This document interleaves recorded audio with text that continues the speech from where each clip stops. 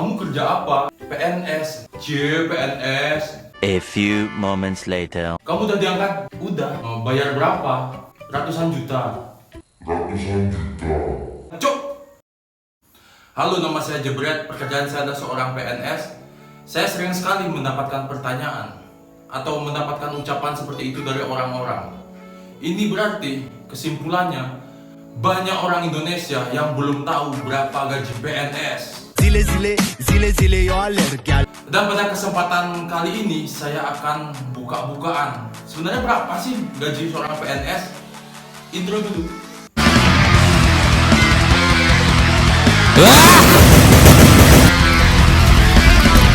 Sebelum lanjut, teman-teman jangan lupa subscribe, like, komen, dan share video ini ya. Jadi perkenalkan dulu ya, nama saya Gus Jebret. Saya adalah seorang guru berstatus PNS dan saya sudah menjadi PNS kurang lebih selama 5 tahun. Nah, saat ini golongan saya itu 3B ya.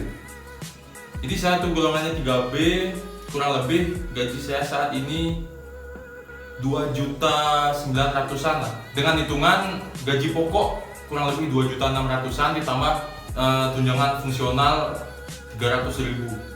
Bayangkan 5 tahun jadi PNS saya baru mencapai gaji segitu. Belum lagi orang-orang yang suzon gitu, suka nuduh-nuduh bilang jadi PNS bayar berapa ratus juta. Ngapain saya bayar ratusan juta cuman buat dapat gaji segitu? Mending saya ternak lele. Makanya jadi PNS itu sebenarnya bukan pekerjaan yang wah gitu. Memang favorit jadi PNS itu karena kita tuh bisa digaji sampai pensiun gitu. Selain dapat gaji pokok itu juga ada tunjangan anak istri, kemudian tunjangan kinerja, ada banyak.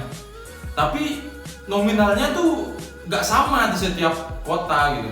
Seperti Jakarta, contohnya Jakarta itu tunjangan jadi CPNS-nya aja 4 juta.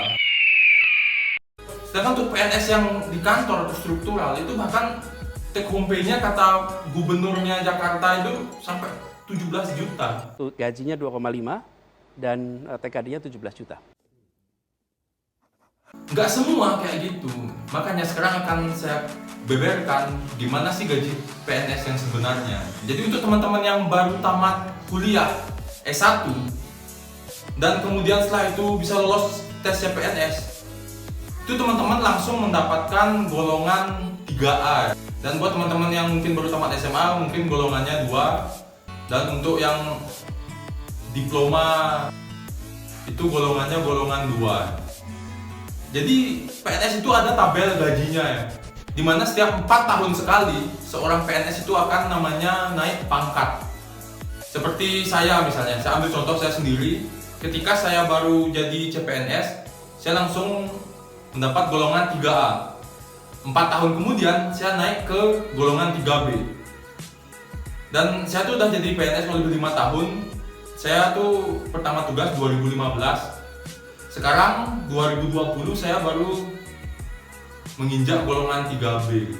Dan kembali lagi ke CPNS ya. Jadi buat teman-teman yang masih CPNS itu cuma mendapat 80% dari gaji pokok golongan saat itu. Jadi buat teman-teman yang baru dapat CPNS itu kan masa kerjanya masih 0 tahun 0 bulan. Jadi kok bisa dilihat di sini. Jadi bisa dilihat di sini gaji PNS golongan 3A untuk masa kerja 0 tahun adalah kurang lebih 2.450.000-an. Dan yang teman-teman dapat kalau masih CPNS itu kurang lebih 2 juta lah, 2 juta atau 1,9. Dan setiap 2 tahun sekali setiap PNS itu ada yang namanya kenaikan gaji berkala. Dan itu juga naiknya nggak banyak-banyak. Naiknya tuh cuman 100.000 kalau nggak salah ya. Makanya sebenarnya kalau dengar teman-teman tuh nanya, orang-orang nanya tuh gaji PNS tuh pasti banyak yang ngira tuh banyak. Jadi waktu gaji saya pertama kali jadi PNS, jadi waktu pertama kali saya masih CPNS, gaji 3A untuk masa kerja golongan tuh 0 tahun 0 bulan itu 2.317.600. Dan karena masih CPNS saya cuma digaji 80%-nya, jadinya saya cuma dapat 1.854.000. Sebulan buat beli apa? 1.800.000 dibagi 30 berapa? Sehari saya cuma dapat 60.000. Masih lebih tinggi jadi kuli. Jadi mungkin banyak orang-orang, saya juga nggak ngerti, banyak orang yang sampai bayar. Saya juga dengar-dengarnya tuh banyak orang bayar buat jadi pegawai kontrak. Ngapain bayar belasan juta atau puluhan juta tapi cuman dapat gaji UMR 1 jutaan. Mending pakai bisnis bro. Makanya nggak usah lah bang di PNS, biasa-biasa aja. Dan ketika saya sudah jadi PNS kurang lebih 2017 saya baru dapat SKPNS setelah kurang lebih melalui proses setahun jadi CPNS, kemudian melakukan prajabatan. Beberapa bulan kemudiannya baru keluar SKPNS yaitu 100%-nya. Jadi di SKPNS saya tuh sudah terhitung punya masa kerja golongan 3A tuh 1 tahun 11 bulan. Hampir 2 tahun berarti saya jadi CPNS. Dan di sini gaji pokok saya tuh 2.456.000. Setelah hampir 2 tahun digaji 1.8 per bulan, dan sekarang tuh lumayan lah naik jadi 2.450. Itu dibagi 30 hari kurang lebih 80.000. Masih lebih tinggi jadi kuli harian itu. Ngaduk-ngaduk semen, ngecat rumah. Masih lebih tinggi itu. Cuma jadi PNS tuh kerennya pakai baju seragam coklat aja. Masih mau jadi PNS ya? Dan PNS itu ada beberapa golongan, yaitu golongan 2, golongan 3, golongan 4. Dan di masing-masing golongan itu juga ada tingkatannya, yaitu golongan 2A, 2B, 2C, 2D. Kemudian naik jadi golongan 3A, 3B, 3C, 3D. Kemudian yang tertinggi golongan 4, golongan 4A, 4B, 4C, dan 4D, 4 sampai 4E, 4 sampai 4E ya. Rata tuh PNS sudah pensiun di golongan 4B. Golongan 4B mungkin karena kan banyak tuh orang-orang yang sudah tua tuh malas lah ngusul naik pangkat atau juga segitu-segitu aja. Jadi memutuskan di 4B aja sudah cukup. Tapi saya di sini akan sampaikan berapa sih gaji PNS tertinggi, yaitu golongan 4E dalam masa kerja 32 tahun. Jadi di sini gajinya adalah Rp5.620.300.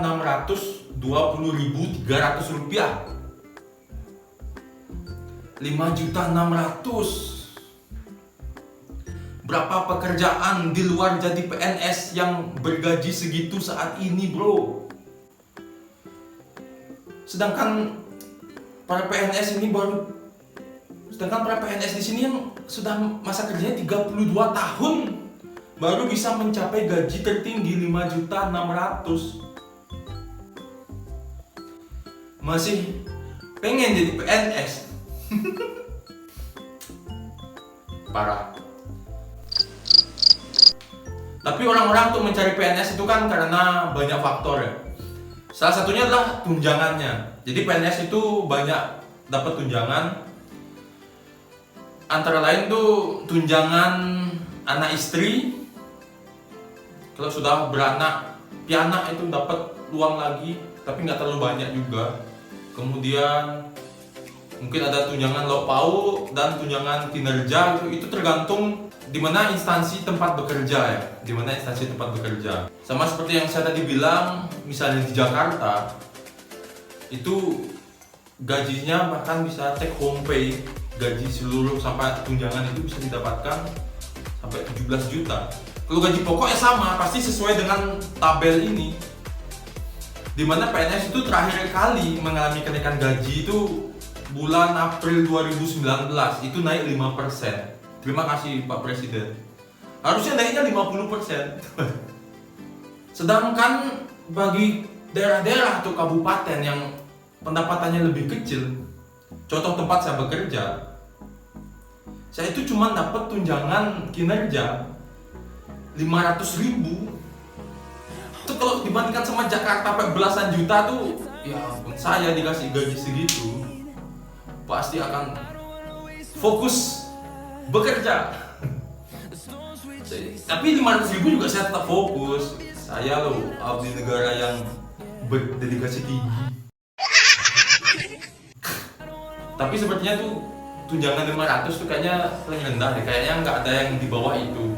Tapi mungkin teman-teman mungkin ada yang absen apa gitu, tunjangannya tuh tergantung absen, mungkin bisa dapat lebih rendah daripada itu.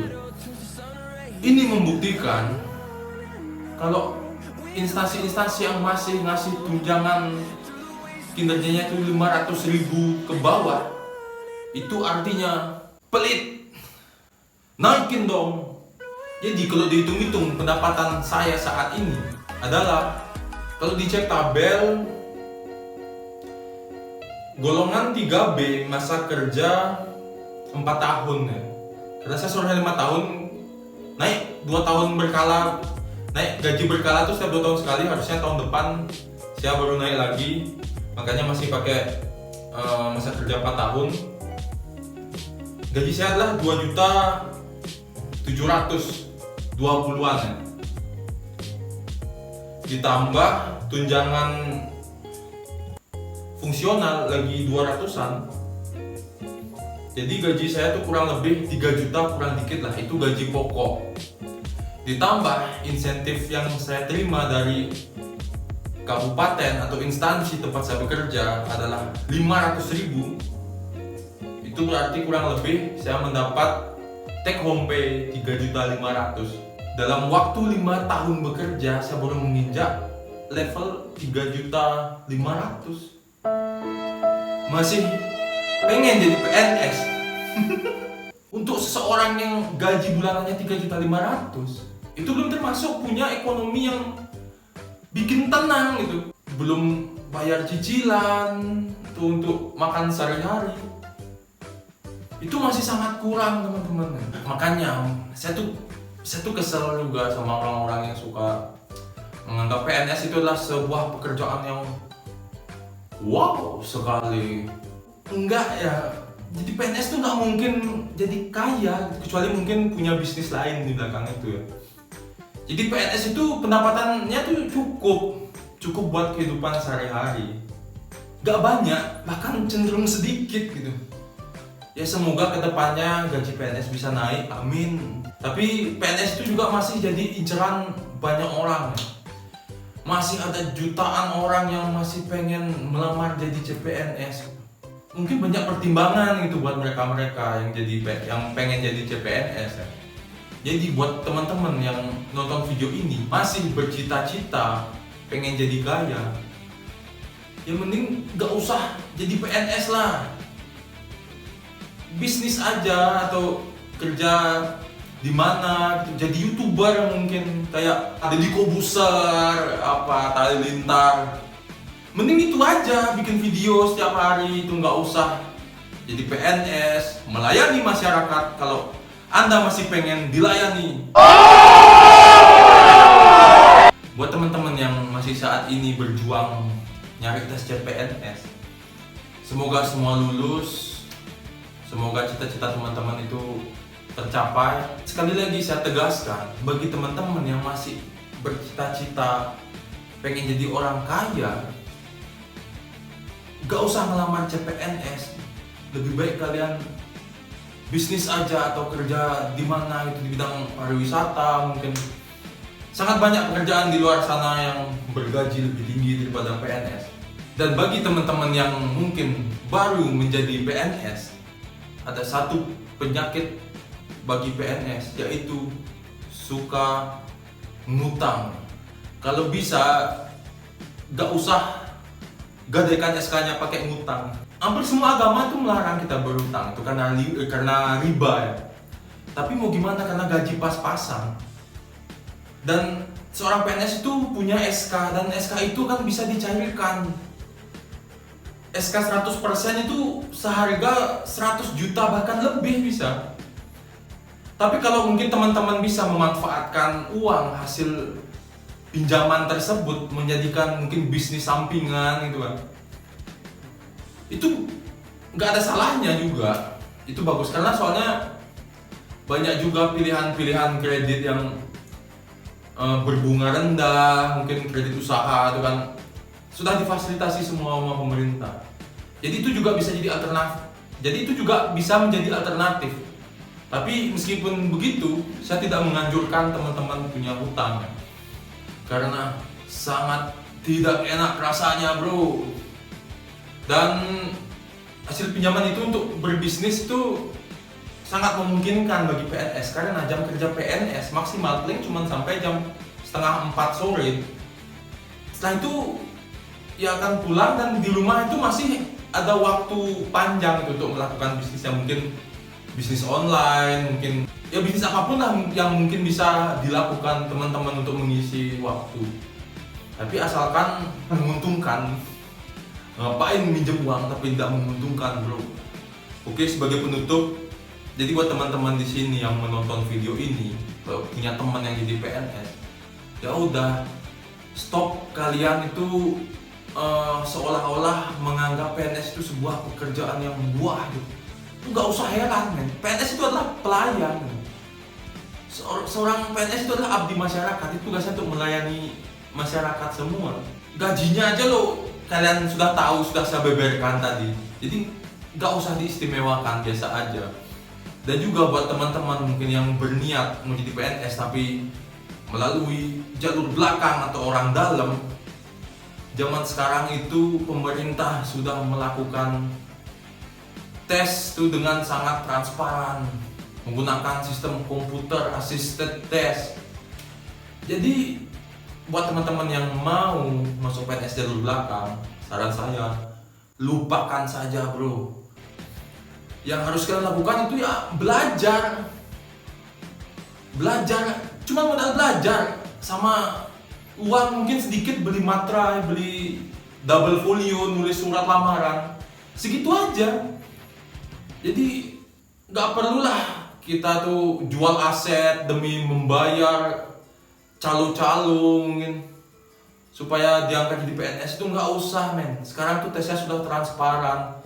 Yang kalian lakukan cuma belajar, dan banyak sumber-sumber belajar yang ada di internet. Salah satunya di channel ini saya sudah membagikan contoh-contoh soal SKB, SKD yang teman-teman perlukan untuk menjawab tes CPNS itu.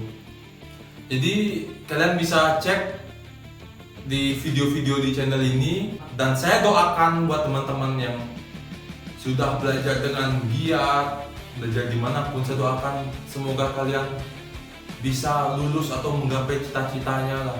Jangan lupa subscribe channel ini, nyalakan lonceng di sebelah tombol subscribe supaya kalian bisa mendapatkan update-update dari channel saya ini. Oke, sampai jumpa di video saya berikutnya. Ciao.